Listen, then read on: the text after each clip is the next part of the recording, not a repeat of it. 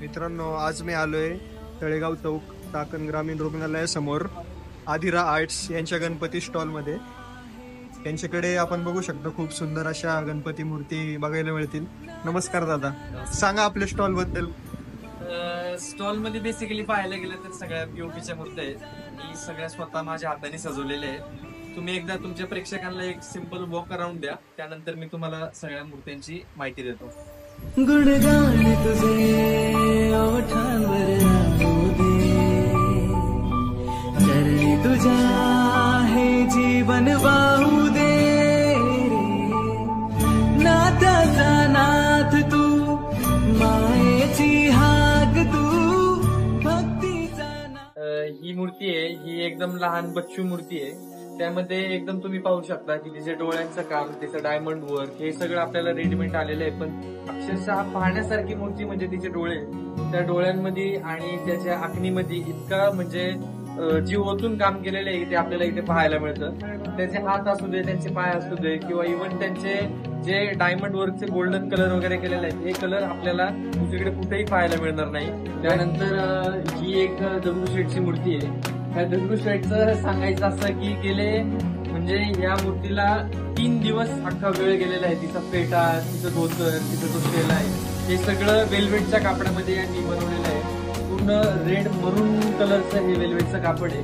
त्यानंतर त्याच्यावरती हे छोटे छोटे डायमंड मी त्याच्यावरती पेस्ट केलेले आहेत. अतिशय सुंदर आणि देखणी ही मूर्ती तुम्हाला पाहायला मिळेल. त्यानंतर ही मूर्ती आहे, ही मूर्ती फर्निचर मूर्ती बेसिकली त्याला असं म्हणतात, कारण की ती एका सोप्यावरती रिलॅक्स अशी विराजमान झालेली आहे. ही तुम्ही मूर्ती पाहू शकता की त्या मूर्तीमध्ये तिचा जो फेटा आहे तो फेटा मी युनिक करायचा प्रयत्न केलेला आहे.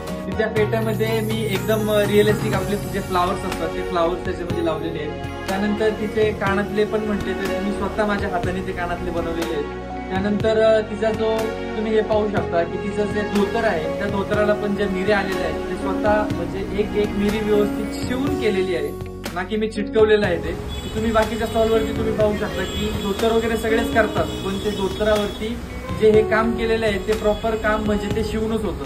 कारण की हे सिल्कचं व्हाईट कलरचं कापड आहे. सिल्कच्या कापडाला प्रॉपर मिऱ्या अशा पडत नाही, सिल्कच्या कापडाला शिवूनच मिऱ्या प्रॉपर अशा पडतात. ही आपण पाहू शकता प्रभू श्रीरामाची मूर्ती आहे. त्या मूर्तीमध्ये म्हणजे मला सुचतच नव्हतं एक्झॅक्टली त्यामध्ये करायचं काय, कारण की एकदम देखणी आणि सुंदर ती मूर्ती होती. तुम्ही तिचे डोळे पण पाहू शकता, डोळे पण तिचे एकदम सुरेख असे डोळे होते.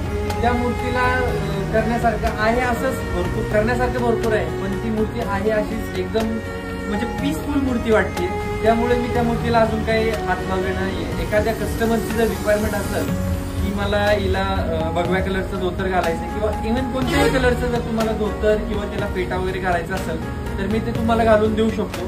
पण माझं असं म्हणणं आहे की ऍज इट इज जी अशी मूर्ती आहे ती अशीच मूर्ती एकदम सिंपल आणि सुरेख खूप छान मूर्ती वाटते. त्यानंतर ही जी मूर्ती आहे ही मूर्ती स्पेशली अशी डिझाईन केली होती, कारण की त्या मूर्तीला की जसं मी इमॅजिन करत होतो मला तशी ती मूर्ती करायची होती.